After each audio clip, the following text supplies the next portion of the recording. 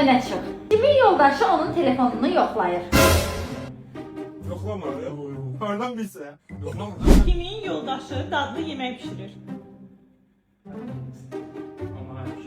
Biz pişirirlər Ruslan. Maması pişirir. Yaşamır ev hayatı. Kimin yoldaşı kıskançtır?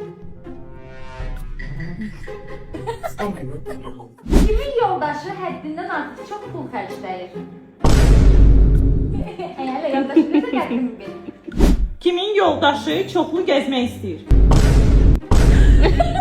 Ben çiçek istedim. O ezberliğinde Double çiçek ezber. Değil mi? Çok. Çiçek savurdum da. Kimin yoldaşı çok yatır? Gel de. Bu işe de gene yapmıyor. Kimin yoldaşı qeybətçidir?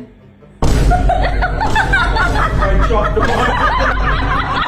Kimin yoldaşı tez durur? Ama teyzem daha yeter. Kimin yoldaşı sakitdir? Ne dedim sakin değil. Kimin yoldaşı onu çok əsəbləşdirir?